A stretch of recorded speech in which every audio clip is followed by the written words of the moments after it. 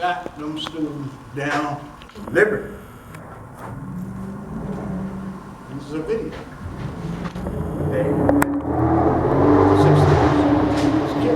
So it's when you see atrocities,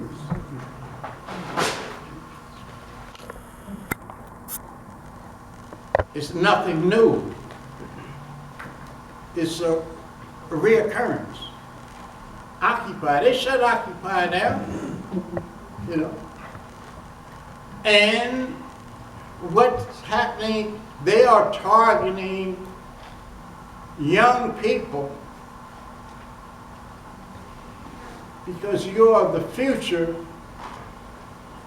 and they are planning to maintain an order for the 20% of America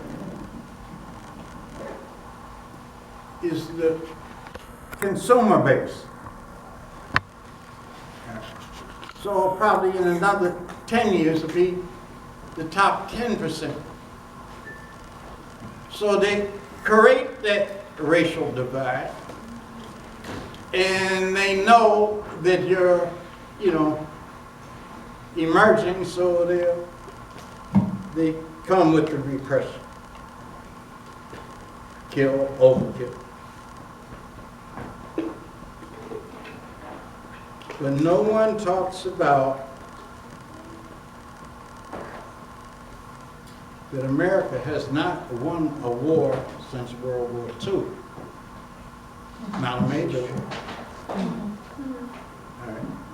And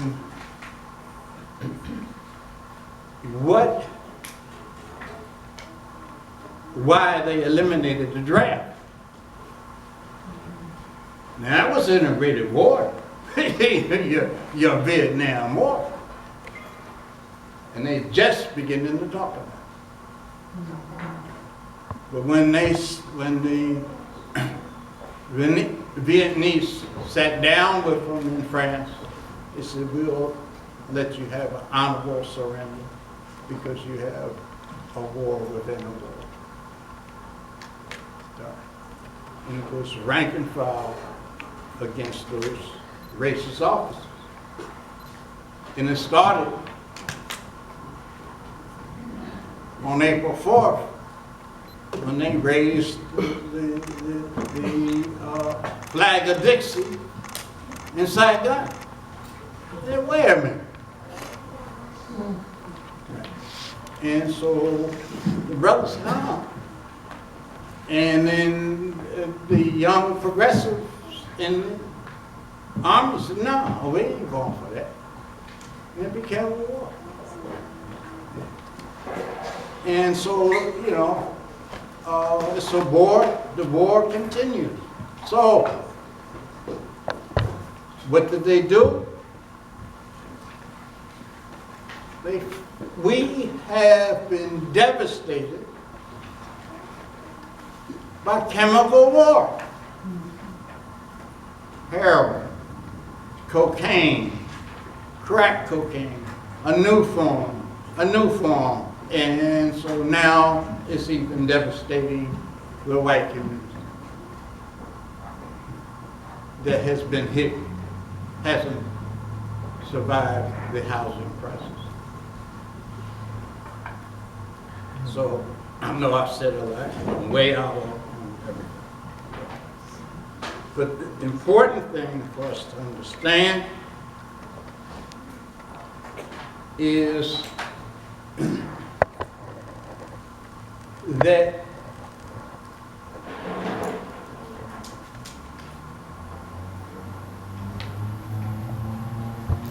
united, together, we can win. All right? You know, we have different issues in different communities. But all of us who are of working class, I'm going to cut it in a minute. We come from, you know, I mean, we have a certain interest, and that is being hit in the sense that America is going through a transition. And James Boggs saw this he saw it before 1963, but he published a book called The American Revolution in 1963, which, he saw, how this automation, cybernation, who doesn't have a cell phone? Okay. How many realized that Sawyer, a black man, was instrumental in creating the cell phone? So, that's the dual dynamic. We're always, instrumental in the technology. We don't control the technology. Now, we're at the point that if we don't get control of the technology is going to get control of us. All right? So, if we do not take over this society, I'm not advocating any form that you do it, and it ain't going to be left to me. I'm 75 years old.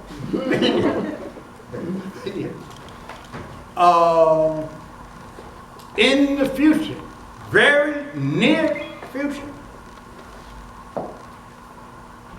then we're going to pay the consequences. Right? Because,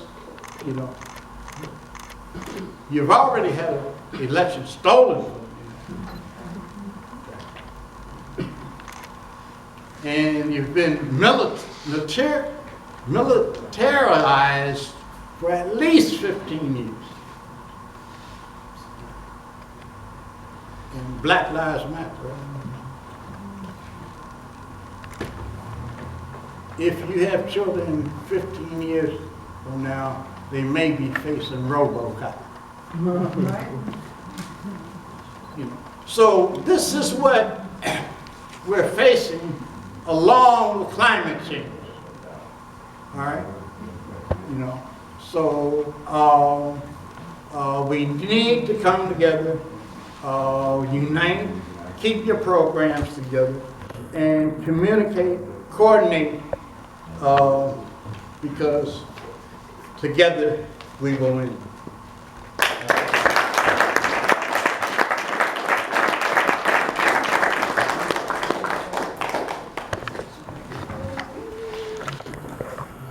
Thank you. But just stay for just a second. I just want to, do you guys have questions or answers? Wait, actually, do you guys want to do questions? I know it's so hot in here, or do we want to just take time individually to talk after? Would that be better? No, you want to do a couple questions and answers right now? You guys are good? I mean, you're rock stars. Okay, great. Then let's go ahead and do that. Yep. And then when we're done with a couple questions, Steve is going to wrap up for us. Steve's the executive director of the Roundtable, so we will do that. So we'll take a couple questions, and Kim, you want to?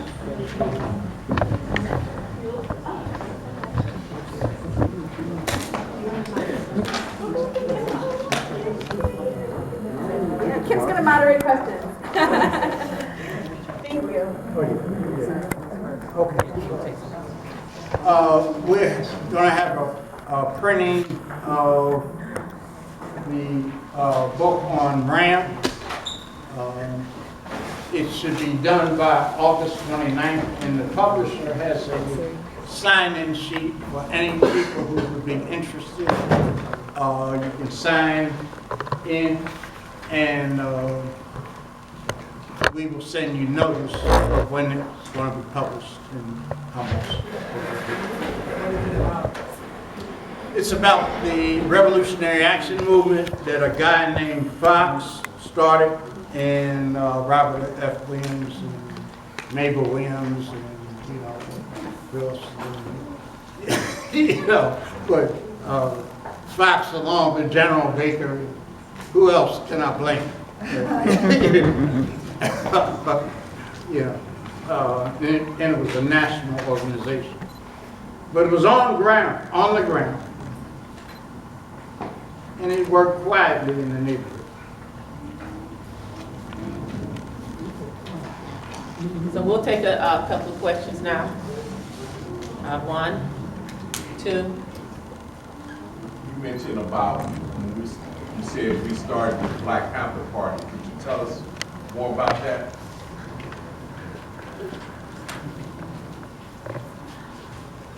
Well, SNCC, the Student Nonviolent Coordinating Committee, started the Black Panther Party. It was called the Lowndes County Freedom Organization. And the research, Jack Menace, who was in the research department, researched Alabama laws. And so it was easy to start a third independent party. And the reason why SNCC ventured into that was because in 1964, with Fannie Lou Hamer and the Mississippi Freedom Democratic Party, which was a multiracial political party, challenged the seating of the Mississippi Dixiecrats, which was the Ku Klux Klan, in Atlantic City in the National Democratic Convention. And so they brought all the, and it was a lot of women. And so they come, up to Atlantic City, and they were offered, well, you can have one representative. They didn't come from Mississippi to have one representative. Right. And they staged the demonstration and walked out. In fact, Fannie Lou Hamer got on TV and said, "Is this America?" And Johnson called a press conference at the same time to cut her off. And she had been beaten. Fannie had been beaten badly for just wanting the right to vote. So from that, SNCC went into Selma, and then from Selma went into Lowndes County. So when they did that, Stokely's faction took over SNCC and raised the cry of Black Power. And so we formed a party or a group in New York and wrote Stokely, could we form a Black Panther Party to support the Lowndes County Party.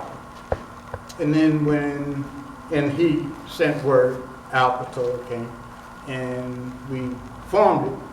When Stokely came to New York, we sat down and said, what can we do in the South and the North, all doing the same thing? And we were struggling for proportional representation, meaning that we wanted Black elected officials elected independently in the electoral system according to where we were in the population. Right? That was the second objective of supporting the South. Right? So it wasn't a vanguard party at that point. So we agreed that we would do this and sent word out, and so then Black Panther parties emerged across the country. And you can go to all the other stories. Okay, we have our second question, and I'll take one more, if anybody else. Yes. I think I have a comment as well as some questions. Comment was, how many people have seen the statue or the sculpture that Charles McGee, the unveiling was 2 Saturdays ago? How many people have seen it? Has anyone seen it? You saw it? Okay. So the unveiling, the announcement was on a National Public Radio. The unveiling was 2 Saturdays ago at the Charles H. Wright Museum. It's probably his largest piece. The title of it is United We Stand. And he talked about it on National Public Radio, not local National Public Radio, but National Public Radio. His comment was about that. So it concurred with everything you commented about. Our last answer is united. The question, one of the questions I have is this: did you ever hear about an experiment that was done? I don't know when it was. I used to go to all these lectures, like this, and over the years, and there was an experiment about how rats were put in a maze, and and how when they couldn't get out, they attacked one another. And I was wondering, if you could comment on that, as well as when I was parking, I heard about another teenager who was shot in the back in Chicago as I was parking tonight. And I was wondering if you feel like that's another form of lynching, because, the lynchings were never really properly addressed. Yes. The other question I have is, it's like a question. How do you feel, this is something that you can all kind of couple all together. Okay.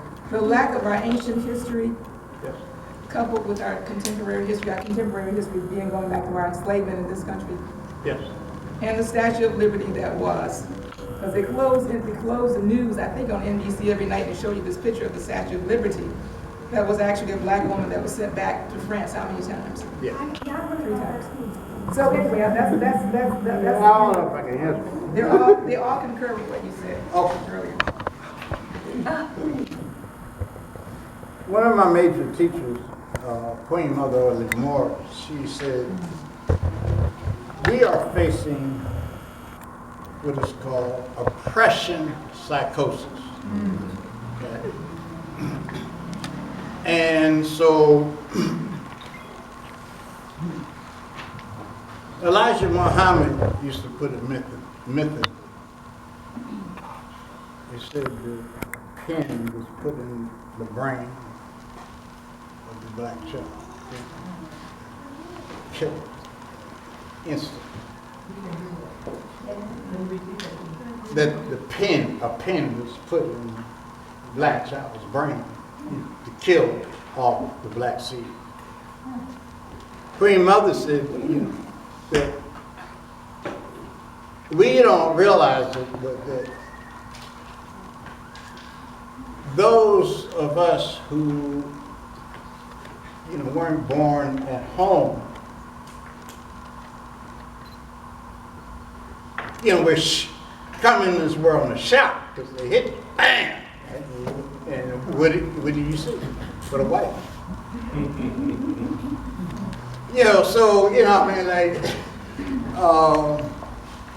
We have a continuous propaganda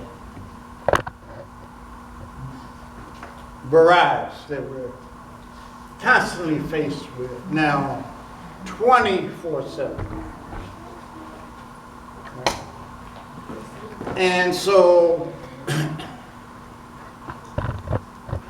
we grow up, and as we come into manhood, or think we come into manhood about 14 years old, like 2 or 3 blocks we think we control.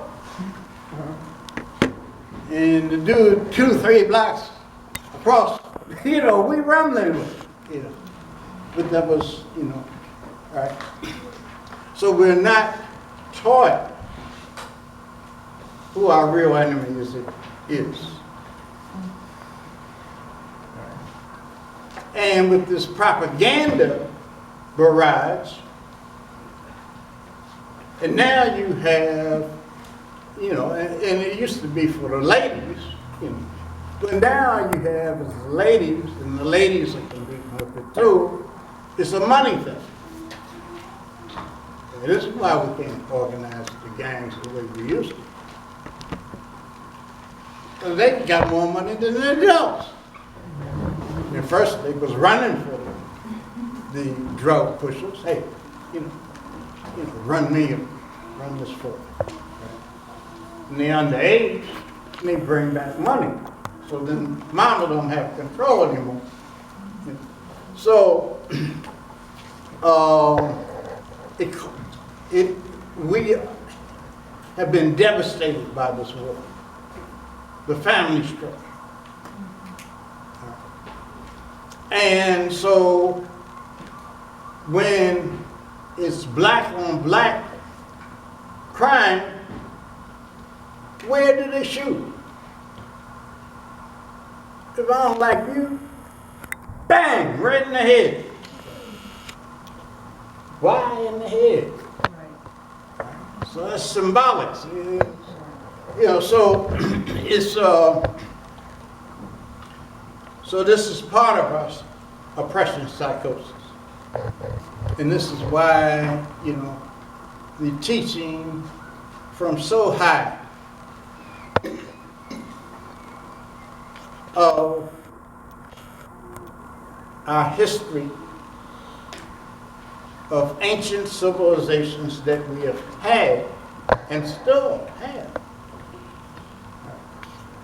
I've been in cities in Africa that are 3,000, 4,000 years old. And America is only 250 years old. You know, if you read the book 1491, there were cities in North America larger than any city in Europe by Native Americans. So, you know, you have to talk about, you know, like a, you know, revolution of the mind before you get a revolution of the behind. You know? Right? You know, so, you know, that's part of the Cultural Revolution. Right? You know, Timbuktu. You know, and you can, I'll give you some websites. I carry this.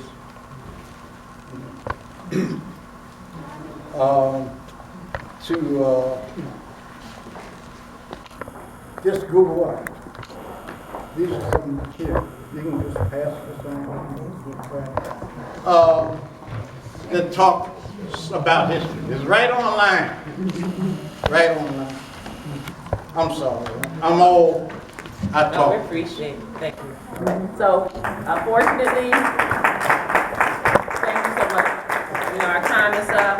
And if you have questions in the book, please sign up for the book if you want to at least be notified. If you have questions, you can do that. But we want to thank everybody else. I mean, And Steve, do you have any final words? yeah, did you want to come up, Steve? And then please make sure that you sign in for us on this sheet that's on the table. So if you haven't signed in, so we can get in touch with you to give you more information about the Roundtable's events. Well, thank you, Kim. Mr. Stanford, thank you for your remarks. Appreciate our elders, those that teach us when you're not here. I want to thank Yusuf and Kim and the staff that have been a part of our journey. You know, we started 75 years ago, right when you were born, and it took us this long to catch up to you. But it really is a way of that our work has gone.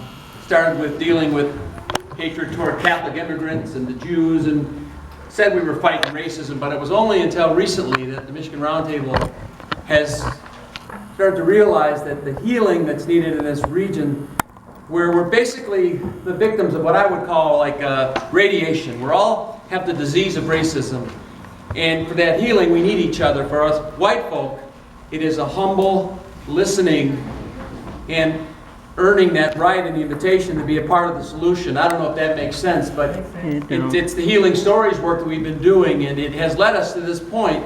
I couldn't have charted that course, but my healing and the healing of folks in this region really, I think, is predicated upon this coming toward the folks that have been most affected by racism, hearing and listening, and then being a part of the solution together. So I want to thank you for allowing us to be here with you tonight, and for your stories and leadership, and look forward to what next year brings. Good night, safe travels.